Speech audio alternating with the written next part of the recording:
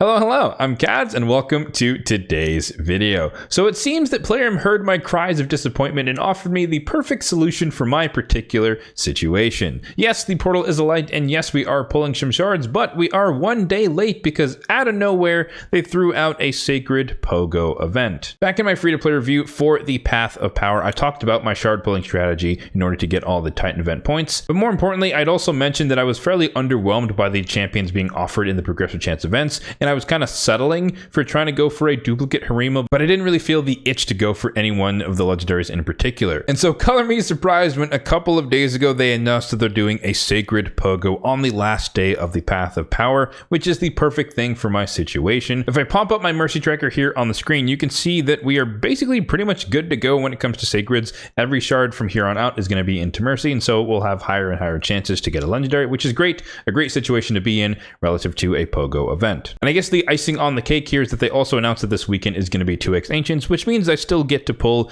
some Ancient Shards and just see if I happen to get a legendary from those as well. So there you have it. That is the plan for this session. We're going to be chasing the double legendary from the POGO event. While we're here in the portal, I might as well go over the overall shard count on my account. We have 782 on the Ancients, 267 on the Voids, 52 on the Primals, and 64 on the Sacreds, which of course we'll be dipping into today. When it comes to the Path of Power itself, the minimum amount of Sacreds I would need to pull to guarantee that I can get all of the Titan event points would be 6, and that is predominantly because we do have a decent amount of credit here from Dungeon Divers, and so I was able to effectively save one sacred shard. But of course there's always the potential for bad RNG where it might take 10 sacreds, 12 sacreds, 15 sacreds, and so on, and so I guess we'll just get bonus rewards along the way, probably in my case going down the left hand side of the path here, making progress towards but probably not guaranteeing ourselves the Eternal Soulstone. So as is tradition around here when it comes to a POGO event, we talk about my top 5 legendaries as opposed to my top 3 legendaries, non-void in this case, who we're looking for from Sacred Shards. Number 1 is going to be Valkyrie for the AoE counterattack. Number 2 is going to be a Poison Exploder because I'd like to have fun with that type of composition.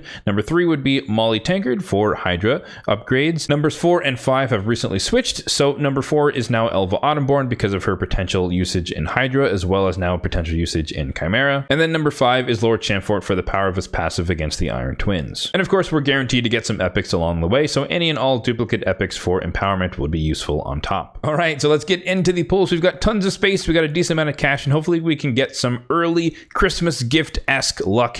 Here we go. How many sacreds will it take us for this sacred POGO to get the double legendary? First off, Sandlash Survivor. That is going to be a duplicate for empowerment, well known for her active ability here, her A2, to increase the duration of buffs. So one of the many epic buff extenders in the game. Sacred number 2, and again the minimum we want to pull here or have to pull here is 6 just to get the Titan event points. That said, of course I'd rather pull less sacreds than more. Tomoe, not much to say about her. Shadowkin epic, who really doesn't do all that much, probably is due for a buff. Granted, I don't really think that they do epic buffs much anymore. Another bad epic, Pestilus, really bad kit. He has like one of the weirdest combinations of abilities. I think he has like increased accuracy and increased crit damage, which is just really strange, and I don't honestly know where you would ever use that. Yelagurna, couldn't honestly tell you what she does, so she's not that amazing. We keep it going. I think this is sacred number 5 or 6, and we've hit it!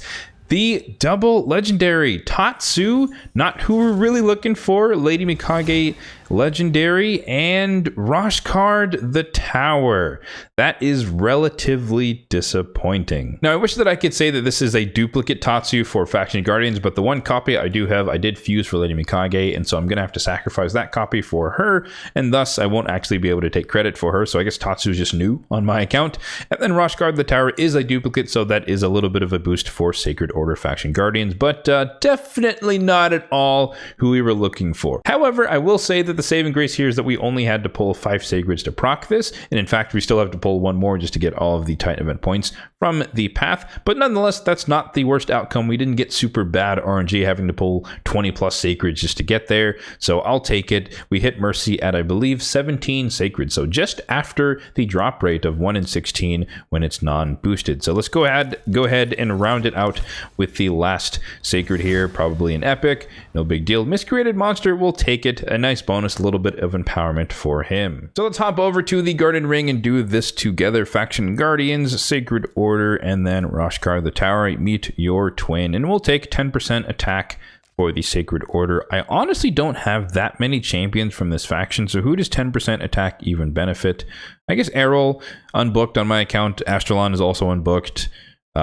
Gretel's not even built, and then Cupidus is also unbooked. So I don't know, if one of them needs a little bit more damage, I guess I have it. But yeah, not too convinced about legendaries in that particular faction. And now also we should be able to grab all of the necessary goodies for the Titan event from the Path of Power. So I think we're going to go with the rank charms, grab the silver, grab the potion. From these, I think I prefer the coins over anything else. We want to make sure that we grab all of the Titan event points. Have to go through these chickens, unfortunately. I do like getting the dust. I do need more dust. I'm actively farming Sand Devil whenever possible. And then I think we have a little bit of overshoot here. Can we get ourselves an avatar? We can.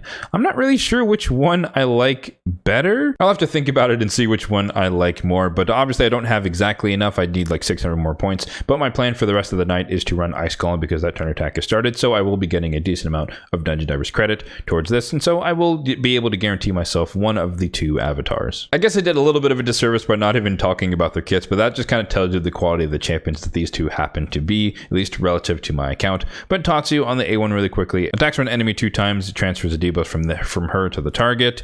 AoE attack here that can place decreased resistance and an AoE sleep, and then a single target ability that removes debuffs from herself and steals buffs from the enemy. So like a little bit of damage, a little bit of CC, but kind of just that problem of like, where do you use her type of thing. Maybe for the Cursed City, she is attack based and AoE sleep could be somewhat useful. I definitely wouldn't book her for this purpose, so I'd roll the dice on the 75% chance. So that's something I might consider if she happens to be necessary for a Cursed City stage. And then Roshgard the Tower, pretty well known for his AoE block damage on all allies for 2 turns on a 4-turn cooldown when booked, but he does also have this pretty cool ability here with block active skills and block buffs, and they cannot be resisted when he is ascended, and then a chance to remove a buff on the A1. Of course, I already do have a Roshgard the Tower built, also unbooked on my account because I just never really had a place for him, and he's in I think 5 pieces of protections. I think my original thought was to build him in 6-piece protection and run him as fast as possible to counter certain things in the arena, but with the advent of Sun Wukong being able to strip buffs, obviously the protection set might protect the block damage, but it can easily just be stolen as well if the 50% doesn't proc. And also champions like Marius came into the game, Star Sage Galather, a lot of champions who are pretty decent at removing buffs without having to worry as much about polymorph, and so he just kind of fell off and I never really ended up using him, which is again why he's unbooked on my account. But no one else has needed the gear thus far, and so he's just kind of been holding on to it indefinitely. But I digress. That is going to do it for today's video. Unfortunately, we didn't really hit anyone that we kind of wanted from the legendaries, but the saving grace once again is that we only had to pull 5 sacreds in order to trigger the double legendary, which is again a bonus, and we were still able to complete the Titan event as was the original plan. Let me know in the comment section down below if you were pulling for any of the progressive chance events relative to the Path of Power, or you ended up going for the Sacred Pogo like myself. I'm curious to know if you guys got anyone good, or at least better than the 2 champions that I pulled for myself. As always, if you did enjoy this video, then be sure to hit that like button down below. It really does help out the channel. And also feel free to hit that subscribe button down below if you do enjoy the videos on this channel. Thanks for watching and have a good one.